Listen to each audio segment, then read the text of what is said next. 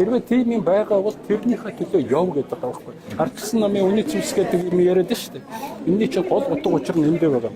Ердөө хувь хүн өөрийнхөө хувьд яг өөр авч.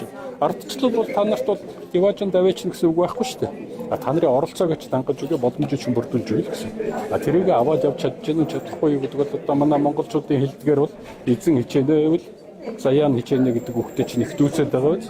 Тиймэрхүү юм байгаа шүү. Ерөнхий одоо оршил болгоод хэлэхэд тэгээ бараг болчихж байгаа бах тий. Тэгэхээр одоо ардчилсан нам 2017 оны ерөнхийлөгч сонгуулийн тооцоолол ямар телевизтэй 24 цагийн мэдээ. 17 оны сонгуулийг тооцвол ер нь 10 гаруй жил ялсангүй. Тэгэхээр энэ дээр таны хувьд яг ардчилсан намын энэ олон удаагийн сонгуульд дараалсан ялагдал юунд байв? Гэхдээ ялагдах ёстой бол ялагдсан байж таарна шүү дээ. Хэрвээ ялах ёстой байсан бол ялчих таарна шүү дээ. Ялагдах ёстой л байж тэрний учир шалтгаан юу юм бэ гэд хүн болгон дор дорноо одоо янз янзын бодож байгаа байх. Би бол одоо хэд хэдэн төвшөнд авч үзмээр байна. Тухайлбал одоо нийгмийн төвшөнд бүр бүхэл нийгмийнхаа төвшөнд аваад үзмээр байна. Намын төвшөнд аваад үзмээр байна. Ард иргэд хувь хүний төвшөнд аваад үзмээр байна. Тэгэхээр тэр бүх хүчин зүйлүүд чинь бүгдээрээ нийлж ажил тэр намын ялалтыг л авчрах хэрэгтэй шүү дээ. Тухайлбал намын төвшөнд аваад үзэх юм бол намын удирдлага зохион байгуулалт нь шаардлага хангаагүй юм байна. Эсвэл намаас явуулж байгаа бодлого нь шаардлага хангаагүй юм байна. Намаас дэвшүүлж байсан мессежүүд олон түмэнд хүрээгүй юм байна, тийм ээ. Тэр сонгуулийн ажлаа зохион байгуулах юм бас алдаатай оноотой хийсэн юм байна. За юм дээр тууштай зогсож чадахгүй бусдыг дагаж намирсан юм байна. Мөнгөнд худалдагдсан юм байна. Түмэл юм байсан баг. Тийм учраас бол би бол тэр ялагдлуудыг бол яг төрхсөрхийн аимшигтай зүйл гэж бодохгүй байна. Талцлал хуваагдал байсан. Байсан тэр чинь бас дахиад нөгөө ялагдлын чинь нэг шалтгаан болж байсан байна. Тэгтээ талцах шалтгаан нь юунд байсан, ямар учиртай юм бэ гэдгийг бол бас дахиад харах хэрэгтэй байхгүй юм чинь. Янз янзын үзэл бодолтой хүмүүс ороод ирсэн байгаа.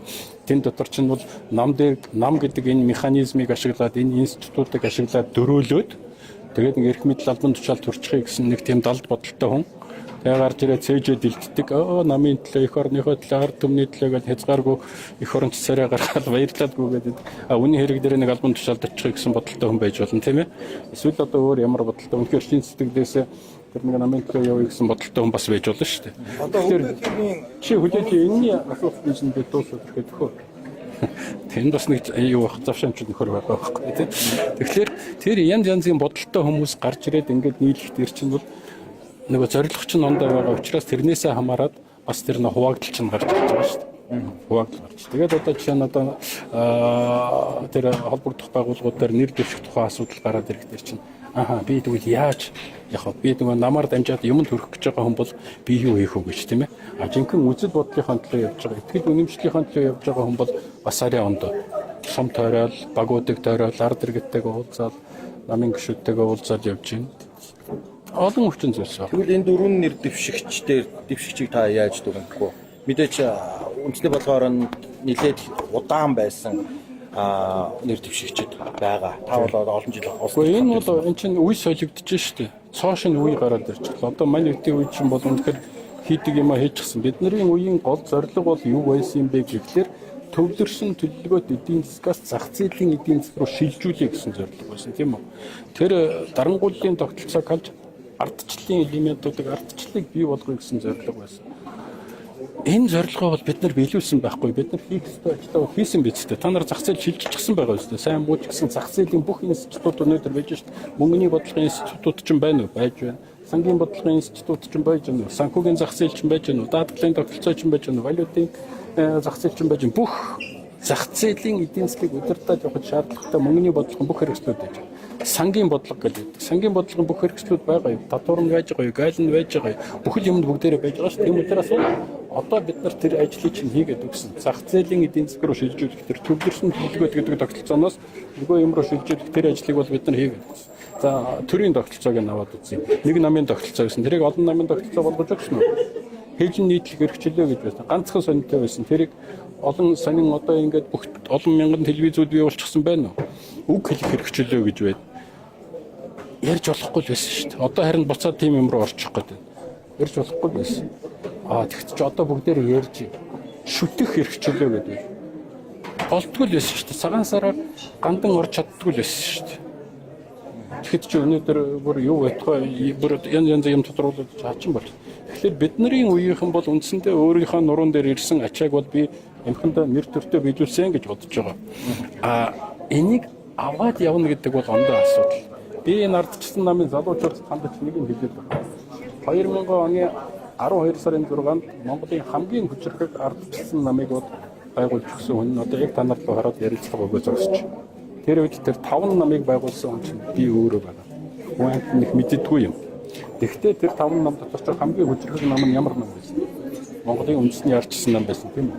Эрд бүх юмыг шийддэг байсан. Үндэсний ардчилсан нам улс төрийн намуудыг нэгтгэх хэрэгтэй гэж шийдээд тэгээд тэр социал демократ тэгээд бусад намууд ингээд одоо хамгийн хүчирхэг намыг байгуулад өгсөн. Тэгээд би намын залуучуудад хэлээд байхгүй. Та нар нөхдүүдийн хариуцлагатай байгаарай.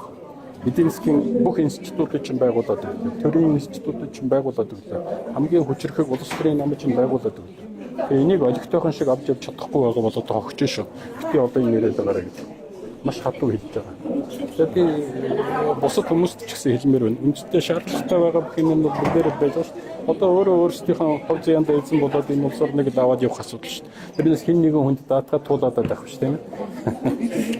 За одоо чи. За одоо үндэсний бодлогын орооны 360 гишүүний одоо жинд ороход цэвээгүүл нэг арчил морьтон практик жид арж байна. Тэгэхээр энэ намын даргын сонгонд энэ би бол ястаа тэрийг мэддэггүй хин хідэн хүнтэй яа нэг олон фракцийн тухай яриад байдаг.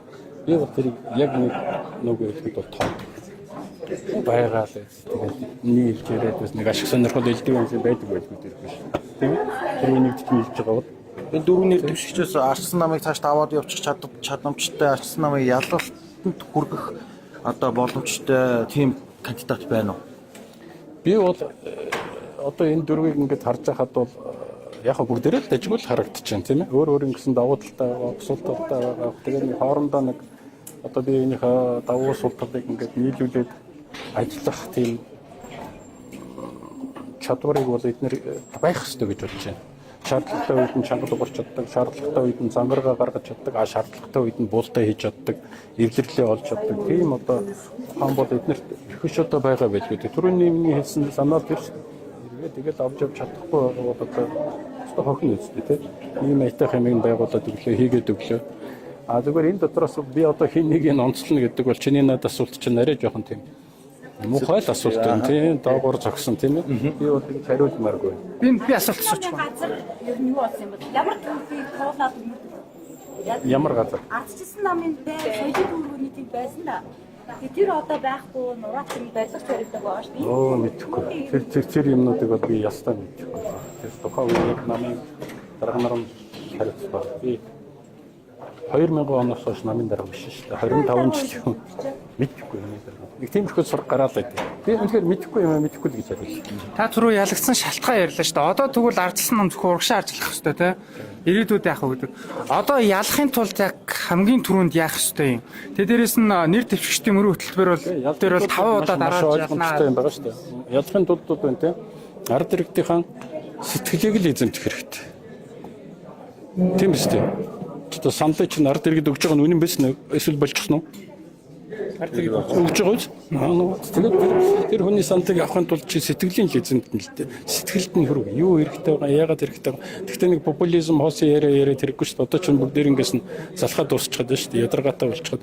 Үнэхээр нэг сериозны бодиттой нэг юм үндэслэлтэй. Тэгээд тэрийг хэрэгжүүлэх магадлалын тооцчихсан нэг тийм юм л гаргаж ирэх хэрэгтэй байна л да. Би бол нэг хоёр зүйлийг манай энэ намын нөхдүүд яриасаа гэж хүсдэг. Нэгдүгээрт нь бол тэр өмчийн эрхийн асуудал.